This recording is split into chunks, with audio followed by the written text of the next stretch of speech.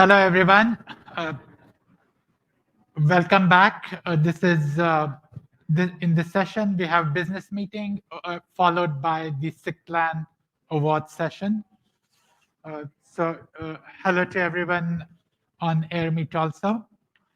So what I want to do is, tell you a little bit about the conference organization and then thank all the people who have helped to make this possible.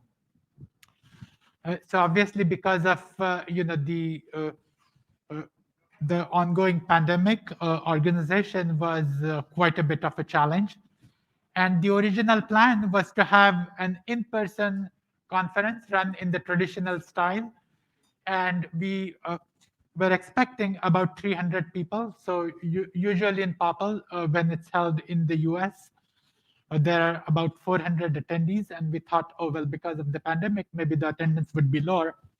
So we planned the budget assuming about 300 attendees. And there was always this question that, with the,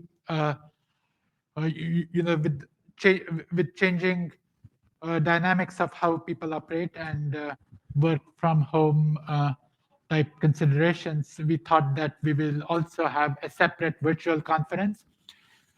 And managing logistics of a hybrid conference is challenging, and also the experience may not be that great. So we decided to separate this virtual conference, and it will be held next week. And it will have its own set of panels, and Adam will tell you a bit more about it in a few minutes. And this plan was set in May last year, and then we were watching, a variety of statistics and decided to commit to it in October.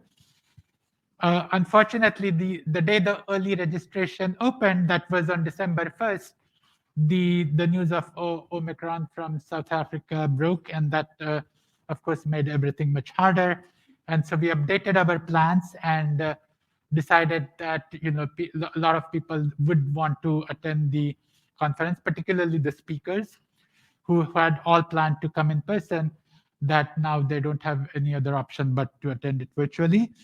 And that made that forced us to make lots of plans and update our plans dynamically. It was quite challenging because all the projections said that around mid-January, that's when the number of cases on East Coast would peak, and so I spent a lot of stressful days.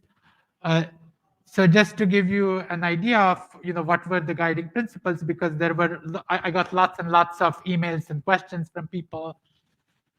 So the guiding principles were that everyone should be given a choice. The speakers, even the organizers of co-located meetings, and participants, whether they want to come here in person or whether they want to attend remotely. Because of this unusual situation, we decided that people will be able to switch from in-person to virtual till the last day, actually January 15th. The POPL week started on January 16th, and we offered them a refund, the difference in the registration fees between in-person and virtual till that day. There was also we got lots of emails from participants about which talks will be in person, how many people will be here, because the whole point of going to an in-person conference is to have an experience in terms of networking and connect to other people. So we made an effort to update the web pages on a daily basis and provide information as much as possible in terms of which talks will be in person, how many participants have signed up. And thankfully, ACM was willing to bear financial loss, because as people switched from in-person to virtual, things started looking a bit dicey. We had committed to some minimum number of expenses in terms of hotel nights and food to the hotel, and so that made financial planning kind of challenging. The other issue was, at some point, should we cancel in-person conference?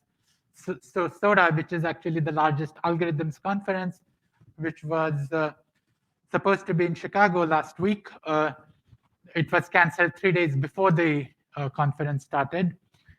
And so that was kind of interesting. And my feeling was that let participants decide. So instead of watching, the number of cases that I suspect many of you were watching, I was watching the number of in-person participants. And the rule was, if the number of paid in-person participants drops below 100, then we would decide that that's our cue for canceling the in-person meeting. But as it turns out that many people wanted to attend, and in the end, out of 71 research talks, 24 are in person, and we have 196 in-person registrations, of which I think about 180 have picked up their badges. So that's actually a very robust number. And based on the feedback, it seems like everything is going well. So with that explanation, let me thank everyone who has made this possible. Our industry sponsors. This year it was even more important because that was kind of the resource that we could really rely on, because the money that they had given was not going away. So thank you to all of them. In terms of technical program, many thanks to Hong Sik, who will tell you about how the program was set up in a few minutes.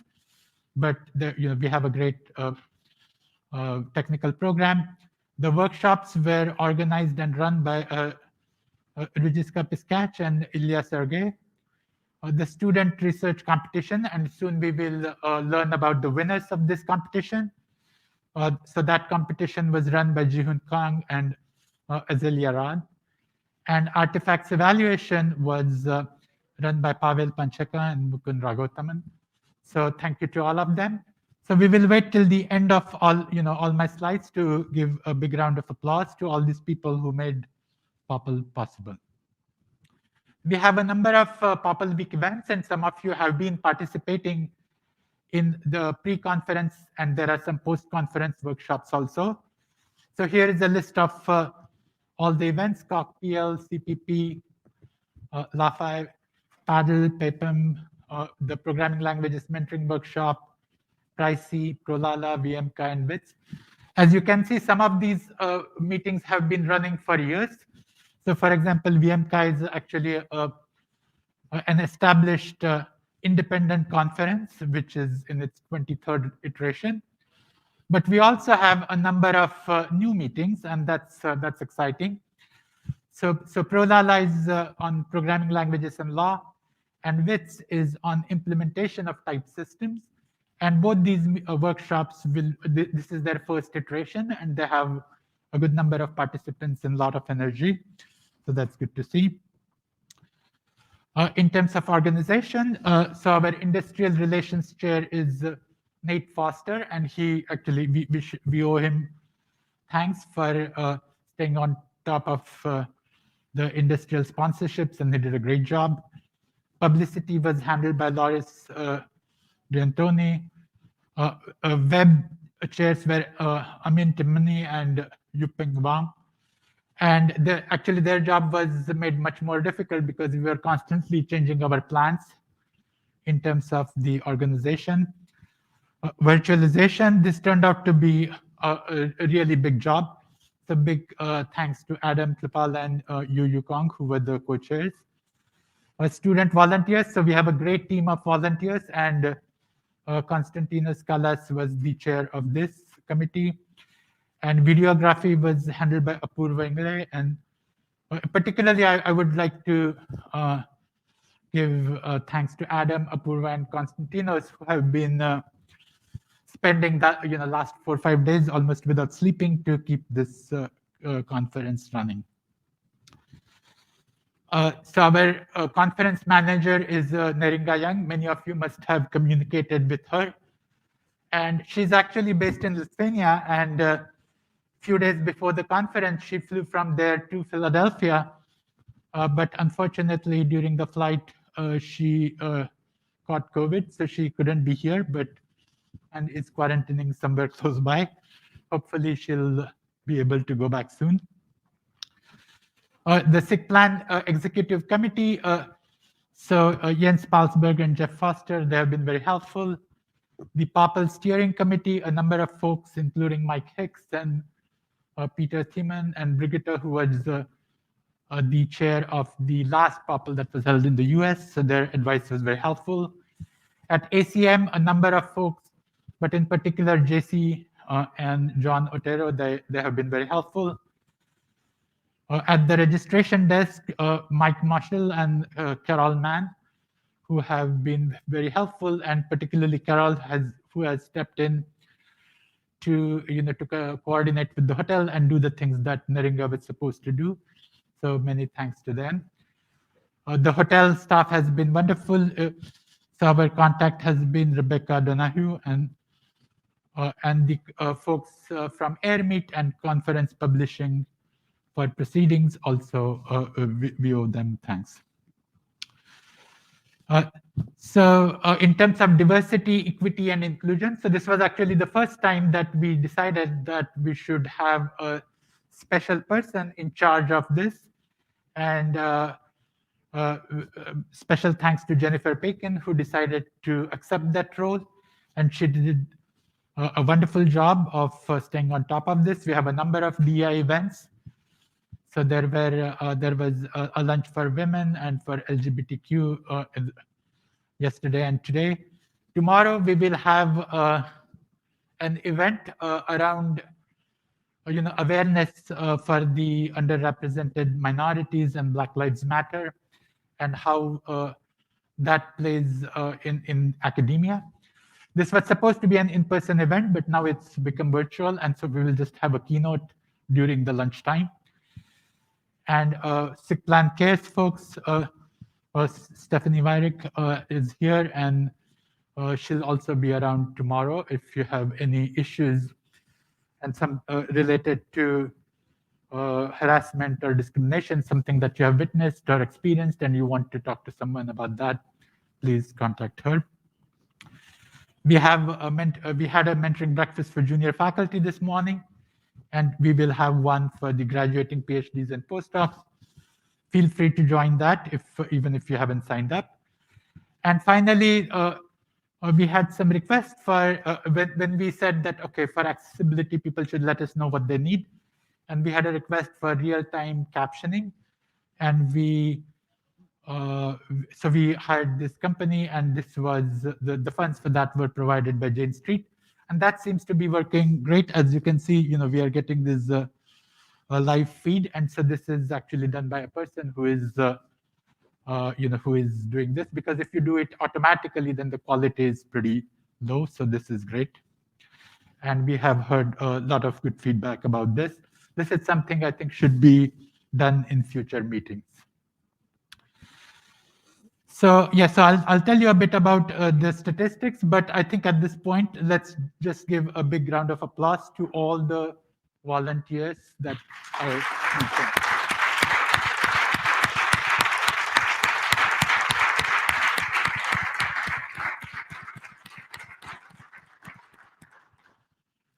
So let me just briefly mention a couple of statistics about attendance. So, and this number actually keeps changing. This is interesting that even as we speak, more and more people are signing up for the virtual conference.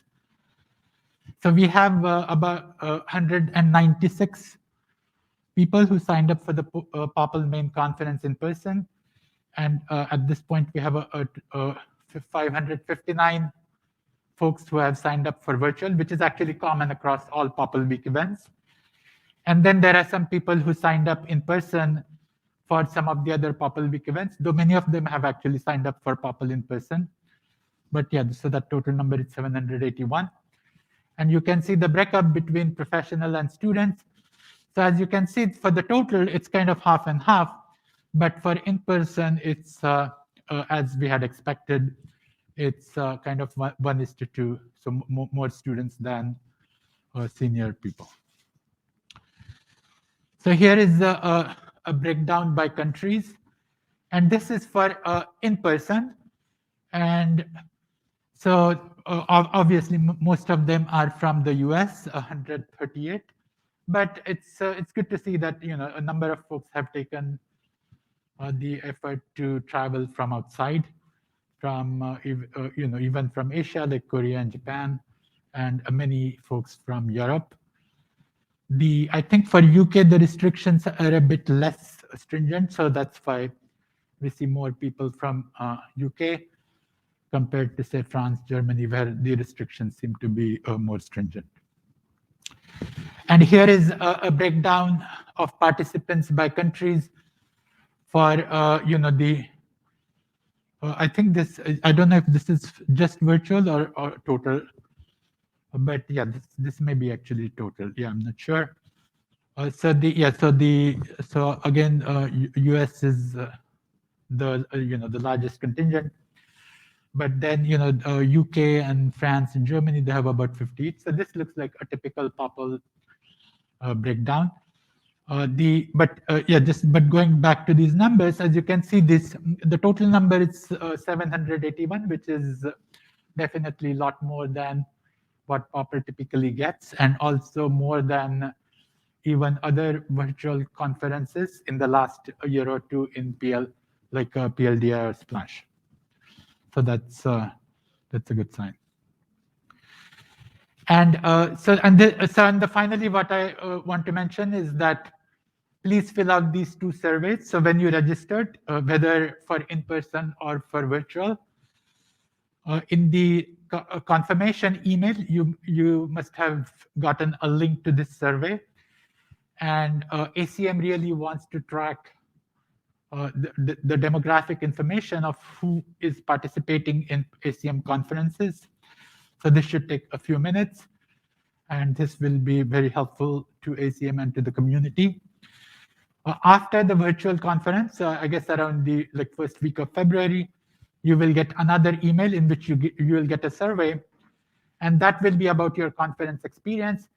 And as we plan future conferences, it would be good to know what worked, and in particular, what can be improved for in-person, what can be improved for virtual, what combination makes sense. And so please fill out that survey. At the end of this meeting, we will open the floor where I think that we should focus on this question, and we would love feedback from people here and also people who are participating remotely about this question. So at this point, let me hand over to Hongseok, he will tell us about the program. So thank you very much, Rajiv. And let me share my screen.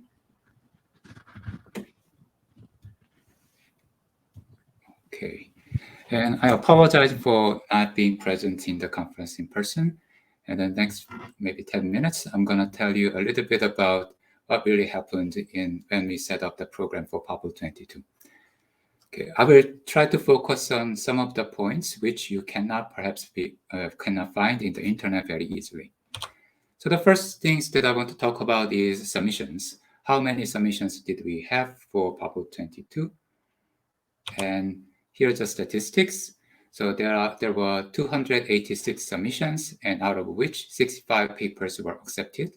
And if you see the number, that means we have about 10% increase from the last year. And the number of papers we accepted was essentially determined by the available slots for presentations. And that give us the acceptance rate, which is a bit lower than the past 2 years. So if the community wants, maybe we can increase the number of slots, maybe by increasing the time we spend each day, or maybe reducing the amount of time. That's the kind of feedback you can provide to the organizers of POPL in the future. Okay, so now the next question I want to talk about is what are the topics? Okay, what those submitted paper actually look like. So here's top 10 topics that I picked up. And I mean, the way you can read these numbers should be something like out of 286 submissions, 108 submissions were involved some aspect of verification. So they are not exclusive, or it's more like some features that are present in the submissions. And the top 10 topics are in some sense the usual suspects. So the verification ranked top. In some sense, like 1/3 of the submissions had some aspects of verification, and a quarter of the papers, submitted papers, were about, involved some techniques, but used some ideas from program analysis, functional languages, type theory, and so on. So if you see the topics, they are something that you can find in the past years, and right, okay, and also the accepted papers, the top 10 topics were very, very similar. But what's interesting, and what I find interesting, is some topics that are right after this top 10. So there were some non-traditional topics, as you can expect. Some papers related to machine learning. There are about like 10% of the submissions had some relationship with machine learning. About 7% have some aspects of security, and about 6% the probabilistic programming and distributed programming. And what surprised me the most was the last bit. There were about 5% of the submissions was about the quantum computing. And in fact, this year's POPL, there is a session devoted to the quantum computing. And in fact, when I prepared the program committee members, Michael Hicks strongly suggested me to recruit some experts who can review quantum computing paper. I really appreciate his advice. Okay, so now let me move on to the next things that I want to talk about is, among these submissions, how 65 papers were selected, and then the general mechanism that we employed is something that you already, part of it is something that you already see in the call for paper for POPL'22. So we adopted lightweight double-blind reviewing process, which means that the paper submitted will be reviewed without revealing the identity of the authors. But once a reviewer submits his or her review, the identity of the authors will be revealed. So during the discussion period, the reviewers, PC members, or external reviewers knew who wrote those papers. But something that is perhaps less known in our community is that we adopted a two-stage reviewing process, which has been employed in the past 2 years as well. So here's how two-stage reviewing process worked. The stage one had about 4 weeks, stage 2 had 3 weeks, and the remaining 3 weeks were devoted to the online discussion. In the first stage, each submission was reviewed by 2 PC members. Okay, at this stage, we hardly looked for any external reviews, and then there were some papers move on to the stage 2 and some didn't, but they not going to stage 2 didn't mean that the paper was rejected automatically. Okay, about 33 submissions didn't really go to the stage 2, and the criteria that we employed was that if a submission has score CD, D means strong reject, C means weak reject, or DD, then that didn't really make, that paper is not going to make stage 2.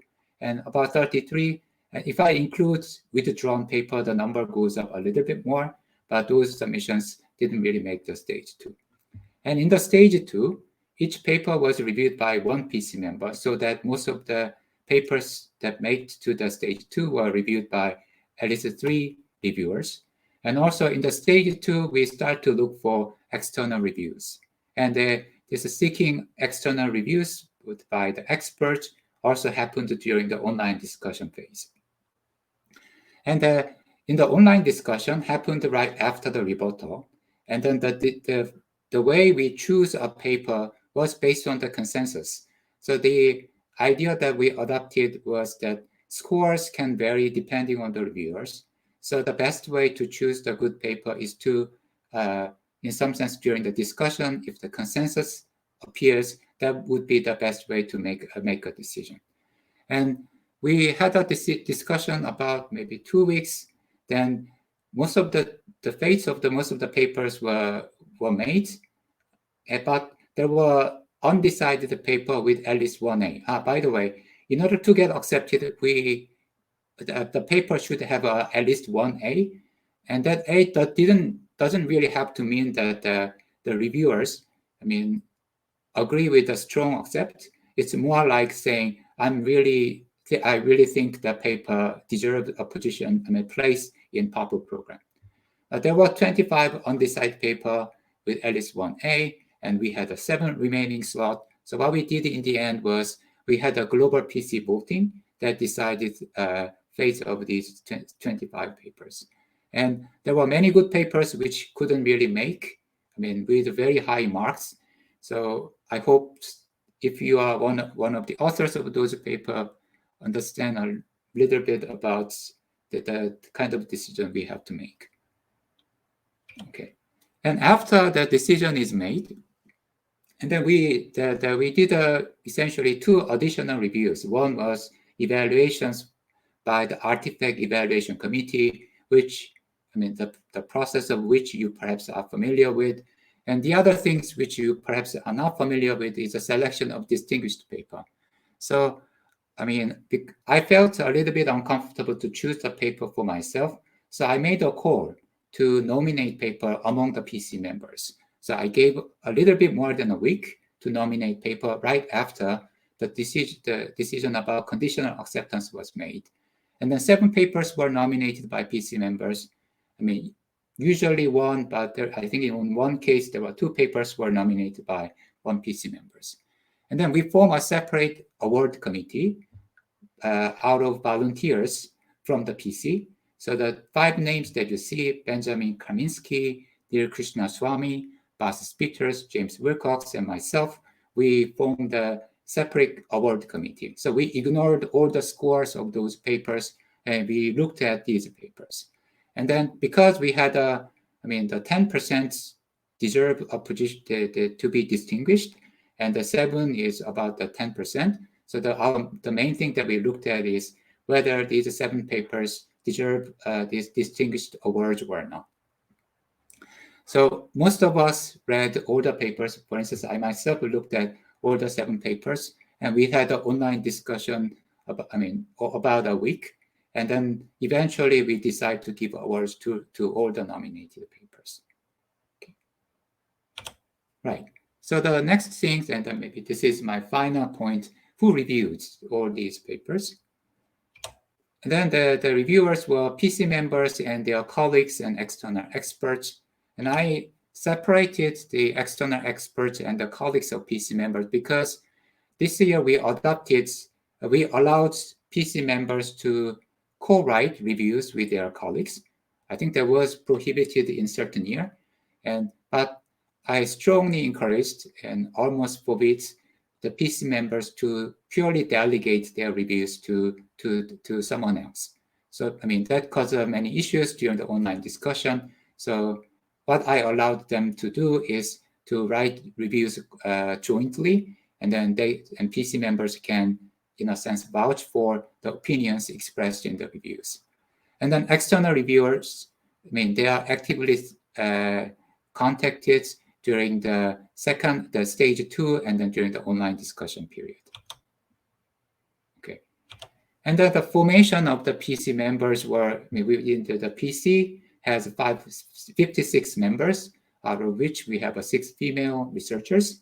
And then these PC members were recruited in 4 rounds based on their expertise. But when we shortly make a list of candidate PC members, we consider the topic, seniority, and region and gender balance.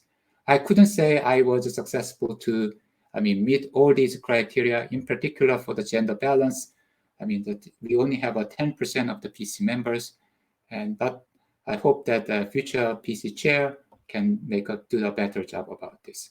Each PC member reviewed up from 10 to 17. The number varied quite a bit. That is because of the COVID. PC members had all sorts of problems. During this review period, many emergencies and so on. So I couldn't really allocate exactly the same workload depending on the situations. I adjusted the numbers, and I myself reviewed the 4 papers in that case. Okay, so that's all the things that I want to tell you, but I would like to thank the PC members and external reviewers and artifact evaluation committees, also the authors who submitted to POPL'22. Without them, we couldn't really make a come up with the program that you perhaps hopefully enjoy in this week. Also, I'd like to thank like Rajiv Alur, Adam Tripala, and Harper Ingalls, and many student volunteers and many other organizers of the local and virtual events. And also you participant, without all of them, I mean, the program could not really be shown in this way.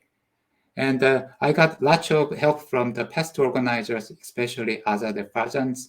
I think she got like so many emails from me, and then she gave me the answers almost immediately. And Mike Hicks, I mean, he was great. He gave me many good advice about forming PCs and so on. And finally, I would like to mention the one things that I learned. So I do some work on machine learning, and then I sometimes involved as reviewers for which is the lowest ranked, in some sense, PC members in this machine learning conferences, and see how the discussion goes and so on. But what I found is while monitoring the entire reviewing process is that actually our community is really great, and the PC members, although the reviews are maybe very harsh to some of you, PC members has many goodwills, and I wish, although it's not possible, I wish we could reveal some of the discussion, because the online discussions, I myself learned quite a lot. Like people have many goodwills, and they are willing to spend time to help other researchers to improve their work. And so that's it, or that's all I want to say. And I finish here and hand over to Adam, who will tell us about the organization of the virtual part of the conference.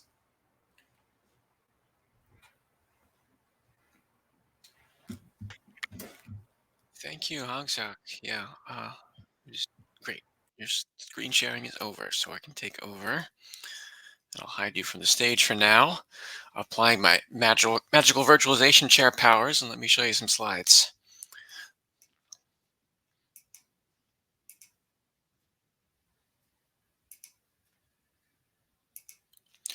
All right, so I hope someone will holler if anything's going wrong with my slides being shared here, but it's my pleasure to tell you how the virtual side of POPL is going this year.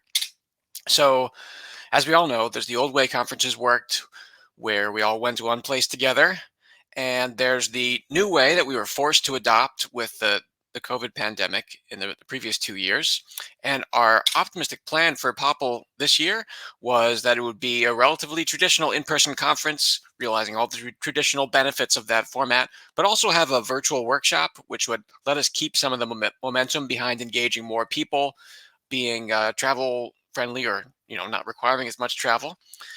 And then circumstances forced us to have fewer people show up for the in-person side of things, but we're still keeping that extra virtual element that we had planned. So let me tell you a bit more about all this. But first, I have my own slide of thank yous.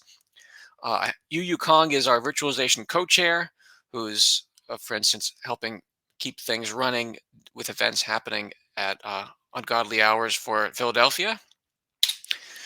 Apoorv Ingle, who those of you in person have probably literally seen running around, is in charge of the different aspects of videography that I'll tell you a bit more about soon, so you can have even more respect for what he's doing. Jennifer Paikin is in charge of a number of elements, including accessibility. So she's taking charge of the captions element that you're seeing, for instance. So I hope you're appreciating that.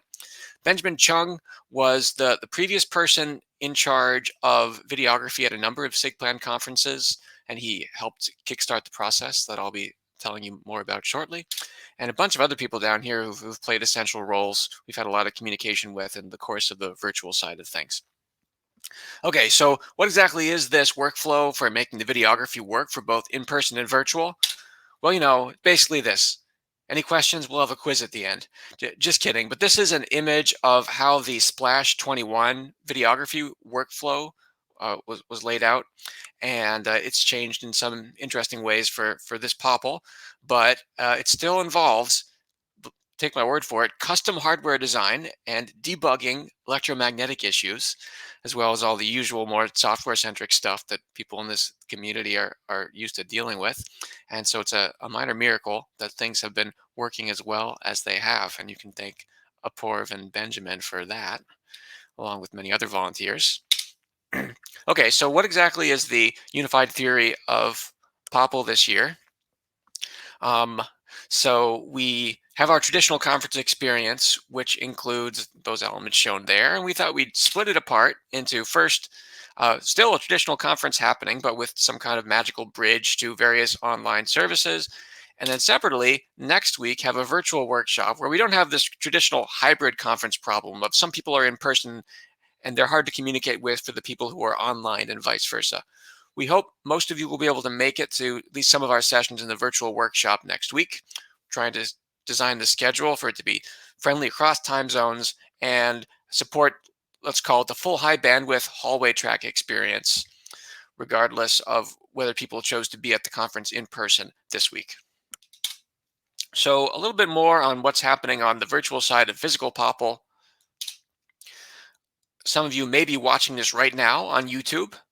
We have those streams going thanks to the fancy video recording pipeline I told you about.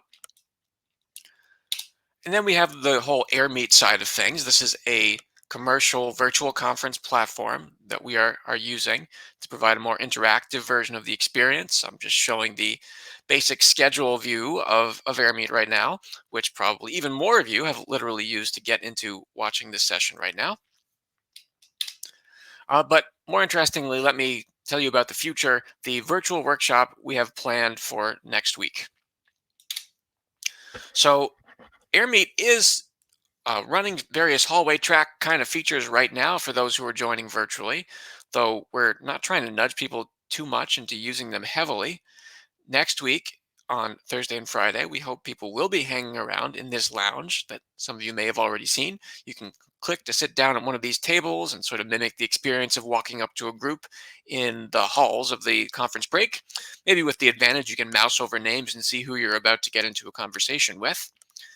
You might also have noticed there's this little advertisement for one of our several speed networking sessions, which will automatically match people for short one-on-one conversations based on the kind of conversations they've indicated they're looking for. What do I mean by that? Well, if you click on your name at the top right there, you'll have the option to edit your profile. You may already have filled in this information, but if not, it's not too late. There's this checkbox list of roles you could say you belong to, like I work at a POPL sponsor company, or I'm applying to PhD programs.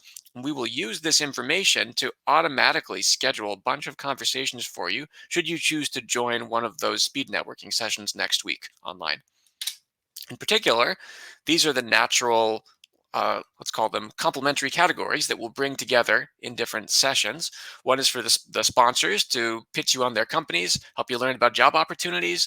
Another is for faculty to talk for people looking for PhD or faculty positions at their departments. We'll have two different kinds of mentoring, one for junior faculty, one for graduating PhD students and postdocs. And during these short conversations, you might realize that this is a really interesting match and a longer conversation is called for. We would invite you to use this feature called My Schedule that you may have seen in AirMeet already, which you can use to schedule a meeting with, I guess I can't say any number of people, but it could be 2 people, it could be more, and AirMeet will help them realize they have this meeting and display their schedule and get them into the right video call at the right time. And of course, you're free to use email or whatever other mechanisms outside our little walled garden you like. There are sponsor booths in AirMeet, which some of you may have already been visiting today. A few of the sponsors announced that they were around to take questions, so please take advantage of this. And we have a number of really cool plenary sessions lined up for the virtual workshop. One of them is about probably the hottest programming tool among the kind of people who like to watch demos on the internet at the moment is OpenAI's Codex tool, which writes programs automatically using machine learning. We'll have Lucas Kaiser around, who's one of the developers of that system. He'll both tell us a bit about how it works and have an interactive demo. Andreas Rosberg, who has been deeply involved in the WebAssembly project, including in its formal semantic, will tell us a bit of the story behind this language, which has been adopted for relatively high performance code in browsers by most of the big name browsers. Rustin Leno, creator of the Daphne verification tool, will run an interactive tutorial on some of the more advanced features of Daphne. And Hak-Ju Oh will tell us a bit about how to combine machine learning and program analysis in another tutorial. We'll have a panel on proof assistance for both programming languages and math with Kevin Buzzard, Vivonia, Zhang Xiao, and Nicolas Tabarot, as well as a panel on concurrency and parallelism with Stephanie Balzer, Jihoon Kang, Keshav Bengali, and Ilya Sergey. So please think of questions you'd like to ask any of these people, because the whole design principle behind the virtual workshop is that we don't just want everyone to watch pre-recorded talks together or anything like that. It's supposed to be fundamentally interactive. Everyone will be connected in real time and happy to take the sessions in directions that they hadn't necessarily planned in advance. If you have any good ideas that you can suggest via the same AirMeet mechanisms that we're using for the virtual side of the in-person conference this week. We also are using a system where there's a Google Doc linked from this how-to POPL guide, among many other instructions, where authors can make known, hey, I'll be in AirMeet at certain times to talk to you if you have any questions about my paper. So please take advantage of that mechanism to chat with the authors of all the POPL Week events that have been happening in person. And a top-level request, everything you're seeing this week and next can be yet another data point influencing how future SIGPLAN conferences run, including some of the details of the videography flow, which has been intentionally designed to be a repeat performance. Please let us know your thoughts about what's working well and what isn't. For instance, the Q&A at the end of this session, or find us in the AirMeet Lounge during the virtual workshop next week. And that is the end of my presentation. Let me stop sharing this. And I think I'm just going to turn this over to the POPL 2023 report, which I understand is in person, so they don't even need my help to start that.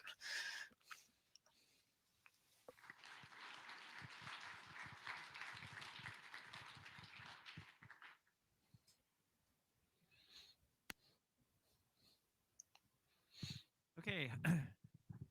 Hi, can you hear me okay?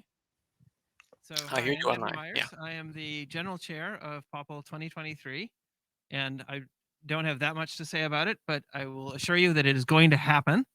And we actually have the beginnings of the website already up. So it's going to be next January, January 15th to 21st. The program chair will be the amazing Amal Ahmed, who is unfortunately not here, but hopefully watching on YouTube or something. The submission deadline is going to be on July 7th. I was hoping to come here and tell you that we were going to hold it in Austin, Texas, but I have discovered that ACM and the hotels I was looking at are unable to come to an agreement.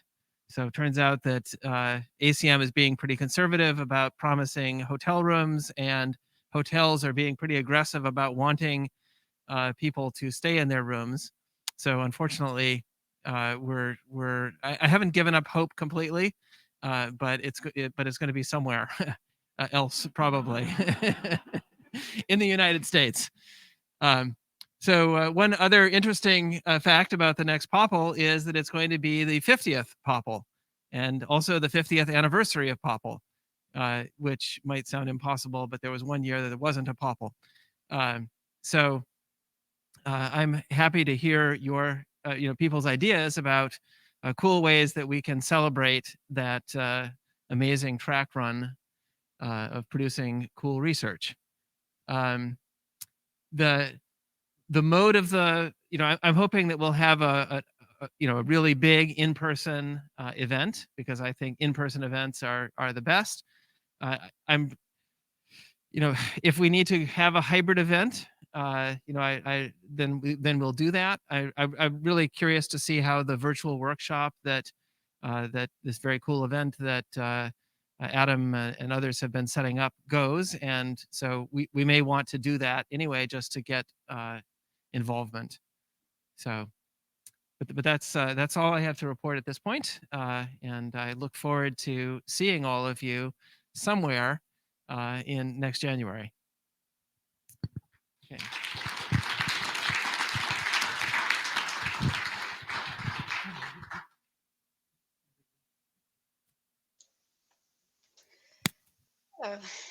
Can you guys hear me? Okay, thank you so much, Andrew and Rajiv, for also getting the slides up. I don't know who I should communicate to to advance the slides, but it is my pleasure to announce the Student Research Competition Awards. Next slide, please. Where was the, yes, as usual, just I don't want to prolong the suspension much longer, but just a quick note to say that as usual, we had a high number of really high quality entries from in both the graduate and undergraduate category. So the competition was as fierce as usual. And of course, we had to select 3 finalists in each of the categories. And today we will be announcing the rankings, and each of our finalists will be receiving a cash prize. Next slide. I would also like to thank our selection committee, who diligently and dutifully reviewed the submissions, selected the finalists, attended the presentations, and of course, decided the rankings. Thank you all so much. If you're in the audience, you have my sincere thanks. Thank you very much. Next slide. So here are the results. Drum roll, please. In the undergraduate category, rankings. In the 3rd place, we have Noble Mushtaq from Northeastern University. With their work on a realizability model for interoperability between languages with garbage collected and manually managed memory. Well done and congratulations, Noble. Next slide. In the 2nd place, we have Noelev Bartel Mengel from College of Marin with their work on filling a niche using square bits to optimize data representations. We were all very impressed with your work, Noah, especially given your age. We were all truly struck by your work. Well done and congratulations. And next slide, and in the top place, in the 1st place, we have Michael Fitzgibbons from Northeastern University with their work on capable WASM, bringing better interoperability down to WebAssembly. Congratulations, Michael. Absolutely great work. Well done. And next up, the graduate category. Again, they're all winners. All of our finalists did an absolutely bang-up job. So well done to all of you. And here are the rankings. Next slide. In the 3rd place, we have Jonathan Chan from University of British Columbia with their work on towards a syntactic model of size-dependent types. Well done and congratulations, Jonathan.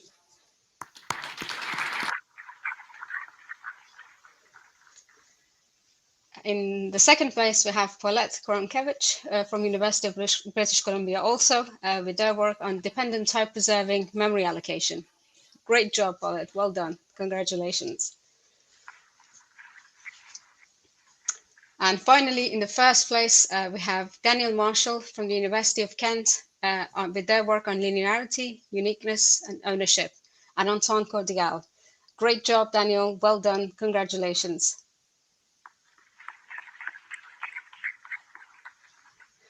And that's all I have to say. Congratulations to all of our winners. We were all very impressed. Well done. See you all in the POPL'22 Student Research Competition.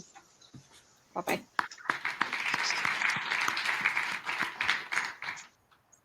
So next I will present the POPL'22 Distinguished Paper Awards. So if you move to the next slide. Okay, so there are 7 papers selected for, please go to the next slide. There are 7 papers selected for the awards. And if you are the winners of these awards and participate in the conference in person, please come forward, okay? The first paper is a bottom-up synthesis of recursive functional program using angelic executions. It's co-authored by Anders Mittner, Adrian Treasure-Nunes, Anna Brenda Schwarz-Chaudhary, Isho Dilix. And this paper made a major advance in handling recursive functions in the bottom-up program synthesis. Before the paper, many techniques were very ad hoc. The paper provided a very principled way to attack this very hard problem. And the second paper that become distinguished is the formal meta theory of second-order abstract syntax, co-authored by Marcello Fiori and Dmitry Jamavantsev. And this is the paper that made a big step forward in the formal reasoning about the syntax and in particular variable binding. And there has been quite a few theoretical pre-shift-based work on handling variable binding in the formal reasoning. This is the first paper that make this theoretical work practical, and it even provide implementations of the ideas which can be used by the future researchers. And the third is learning logics with finitely many variables, co-authored by Paul Krogmeyer and Parsasarathi Madhusudan. And this is a very elegant paper that has a nice, deep theoretical research on the synthesis of logical formula from examples. And the paper has a very clean presentation, and then it has a deep ideas which can have a potential practical impact in the future. The third paper, fourth paper that received a Distinguished Paper Award is Observational Equality Now for Good, co-authored by Roy Puget and Nicola Tabarro. I can hear my voice. So let me...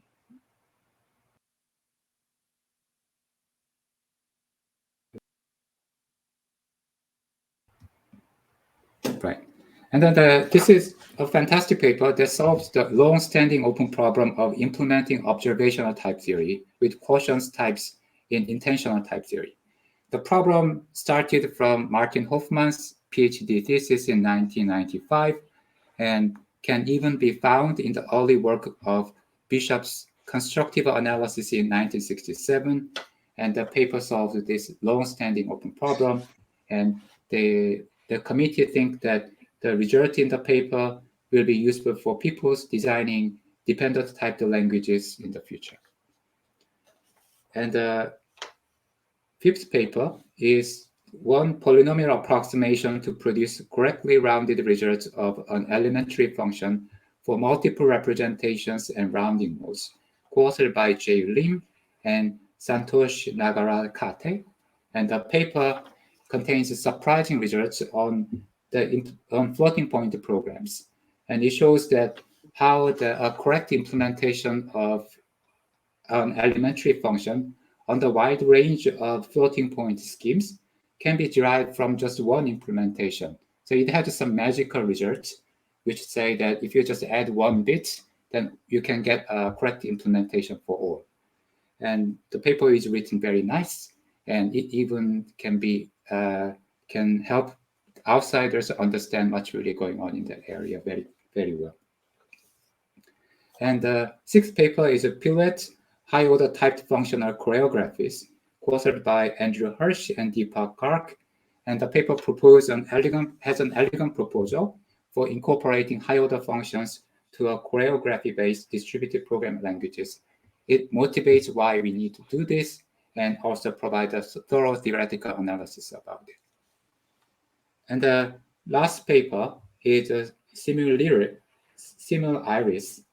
a separation logic framework for verifying concurrent program optimizations, co-authored by Leonard Gahar, Michael Semler, Simon Spice, Ralph Young, Hong Hai Dang, Robert Krebers, Ji-Hoon Gang, and Derek Dreyer. And the paper contains interesting and deep results on how to design a relational program logic targeted for verifying concurrent program optimizations. In particular, it shows how to justify compilers' exploitation of undefined behavior for optimizing concurrent programs. It brings many of the techniques that we know in the PL community together very nicely. Okay, I congratulate all the authors of all these papers. Let's applaud them.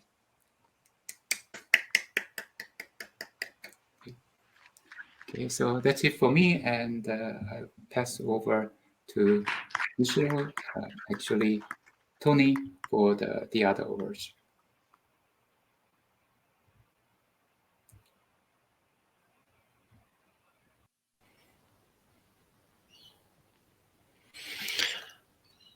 Hello, my name's Tony Hosking. I am the representative from the ACM SIGPLAN Executive Committee here to present the SIGPLAN Awards. I'm one of two co-chairs of the awards for SIGPLAN Executive Committee, starting from the new intake of the committee this year, in the middle of the year. Some of these awards were decided before my tenure began and before my tenure with Ishil Dillig as the co-chair began. but we're very pleased to be able to present these today. Ishil sends her apologies for not being able to be present. She had hoped to be here, but she was unable to make it due to extenuating circumstances. So I'm going to start with the Reynolds Dissertation Award, and this is an award that recognizes the contributions to computer science that John Reynolds made during his life, in which the award is intended to encourage clarity and rigor that Reynolds embodied in his own work, and at the same time provides a reminder of his legacy and the difference that a person can make in the field of programming languages research. This award is presented annually to the author of the outstanding doctoral dissertation in the area of programming languages. This year, actually 2021, there actually were 2 winners of this award. The committee was unable to break a tie, and they were very happy to present the award to 2 winners in 2021. So I'm going to speak about the 2 winners. I'm hoping that they'll both appear on screen or even in person, and perhaps say a few words. The first winner is Ralph Young, and I hope he is there. I'll just read a little bit of his citation. If we could go to the slide. Yep, we've got it. Great. So his dissertation aims to provide an understanding and justification for the practical memory and concurrency safety that Rust provides in its constraint and enforcement in the type system. That some of the challenges here are that the language allows programmers to use unsafe calls to libraries, but that are assumed to be safe.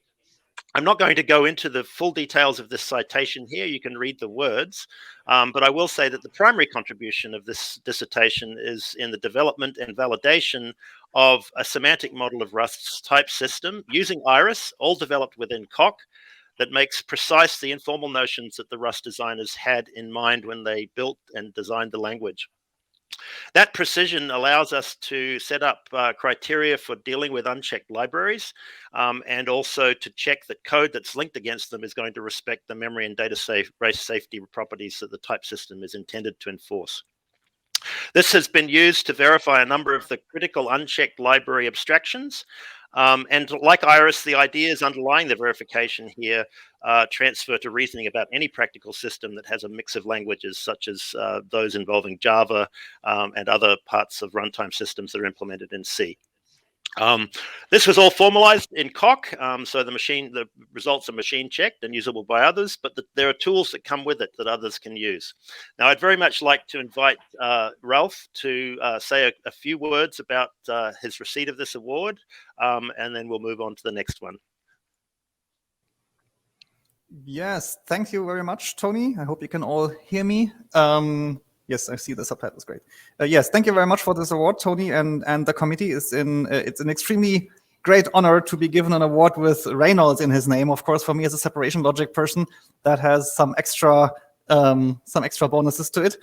So yeah, I feel like I just had a lot of fun during my PhD, and I don't know how all of this now happened. So I'm extremely grateful. And of course, I should also say that none of this would have been possible. Like, this is all not just my own work. This was all only possible because I worked with many great people. First and foremost, my PhD advisor, Derek Dwyer, who is a great colleague and a friend and advisor, and everything I could hope for in really a Dr. Vater in the best sense of that old German word. And of course, all my other friends and colleagues, the Iris and Rust communities, and my family that supported me along the way. So yeah, it's been a great ride, and I hope the next 6 years will be as much fun as my PhD was. Thanks, Ralph, and congratulations.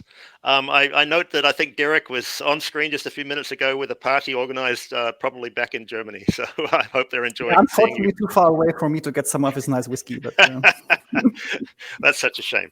All right, I'll move on to the next award. Sorry, this is the same award, but the other winner, which is Gagandeep Singh. For his thesis, The Scalable Automated Reasoning for Programs and Deep Learning. Gagandeep has unified understanding of numerical analysis of algorithms that have application to learning algorithms. So his dissertation aims to provide an understanding and justification for practical memory and concurrency. I'm sorry, I've got the wrong slide in front of me. Scalable automated reasoning for programs and deep learning. The question that he addresses here is how to enable scalable and precise automated reasoning based on the abstract interpretation in the domains of numerical software and deep learning models. The thesis contributes a new method to online decomposition of program variables, speeding up polyhedral domains, and also generalizing to other abstract domains by providing a theory that gives a general construction for obtaining decomposed transformers from existing non-decomposed ones.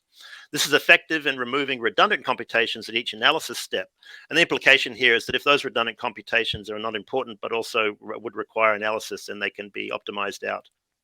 The methods are implemented in the ALINA library, which includes a number of important numerical domains, and is shown to outperform the state-of-the-art polyhedral library by orders of magnitude.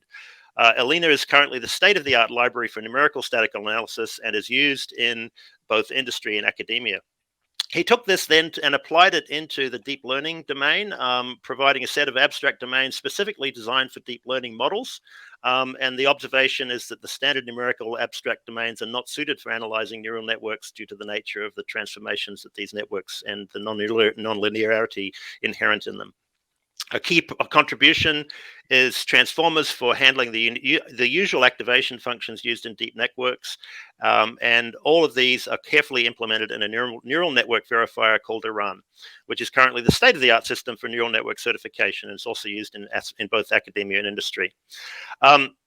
Just to quickly summarize, because this is the Reynolds Award, this is a thesis that exemplifies what one would like to see in an outstanding dissertation: clean mathematical concepts with corresponding efficient algorithms which solve hard and important problems.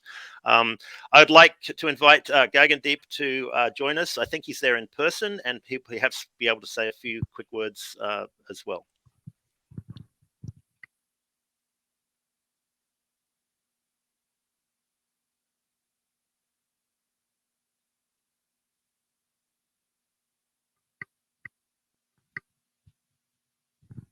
Yeah, so I'm extremely delighted to receive this award, and thanks to the committee for considering me. Of course, this award is not the result of one day of work, it's years of work. I would like to say that a PhD only goes well based on three main topics: is that you should work on topic that you really want to work on. Otherwise, I think you cannot give your 100%. The second is that there should be a good match with the personality of the advisors. And then there should be a good environment around you that helps you be productive. I would like to thank my advisors at EDH Zurich, Marcus Puschel and Martin Vechev, and all the other collaborators and friends in Zurich, and also the support staff for actually creating this kind of environment. And I hope to continue to provide this environment to my future PhD students. Thank you. Thanks, Gagandeep. So everyone, please join me in congratulating both Ralph and Gagandeep, who both were putting their interest in receiving this award officially at POPL. So this is why they're now here, which is wonderful to see. Thank you both. The next award that I'm here to present is the Most Influential Paper Award of POPL from 10 years previous. So this award is given to the paper that is believed to have had the most influence in the decade after their publication. And I'm very pleased to announce that the winner of this award is on the next slide. Which is Multiple Facets for Dynamic Information Flow by Thomas Austin and Cormac Flanagan.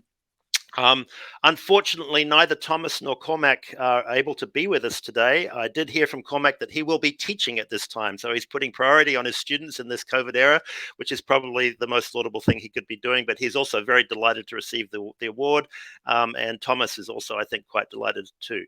I'll just quickly summarize the award and what its influence, the paper and what its influence has been. The paper proposed to track information flow dynamically through JavaScript programs using a runtime monitor. The folklore was that because these were unsound, it led others to focus on static techniques. Its new idea was to blend multiple executions into a single one via faceted values. This idea generalized a prior whole program technique of secure multi-execution and inspired follow-on work in in JavaScript security, information flow analysis in other languages, and other problem domains, notably variability-aware execution and dynamic determinacy analysis.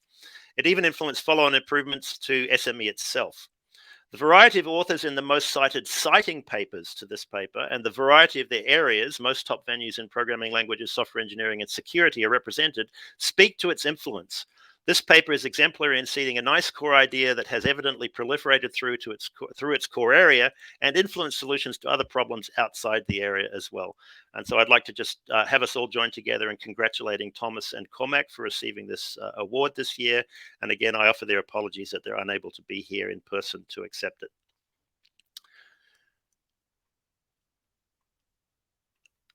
The next award is one that I am delighted to be able to be here to present. And if we go to the, yes, thank you. This is the award for the Programming Languages Achievement Award. It's given by SIGPLAN to recognize an individual or individuals who have made a significant and lasting contribution to the field of programming languages. This contribution can be a single event or a lifetime of achievement. And I'm very much in agreement with the committee that chose the winner for this award as this being exemplary of an immense lifetime of achievement. And I'm very pleased to announce that the winner of this award is Bob Harper from CMU. Bob Harper is widely known for his foundational contributions to our understanding of type theory and its use in the design, specification, implementation, and verification of modern programming languages. Bob has demonstrated that sound type systems and operational semantics are not only appropriate vehicles for reasoning about idealized languages, but this theory can be applied to complex modern languages. And Bob's achievements have included analysis of language features ranging from references to continuations to modules, the definition of a variety of new type systems, ideas of using types throughout the compilation process, analysis of runtime system semantics and cost, formal definition of standard ML and its mechanization, the definition of logical framework LF and other logical frameworks based on homotypy type theory. Some of Bob's most influential work involved the design, theory, and implementation of the typed intermediate language compiler system, which pioneered the idea that compilers can propagate type information to lower level intermediate languages where it can be used to guide optimizations and to catch compiler bugs. These ideas led directly to the development of proof carrying code, typed assembly language, and a wide array of type preserving compilers. Bob has also had a profound impact through his mentorship, teaching, and the influence of his books, Programming in Standard ML and Practical Foundations for Programming Languages. This is a remarkable career, and I think as the programming language community, we are absolutely delighted, Bob, that you've received this award, and I invite you to say a few words.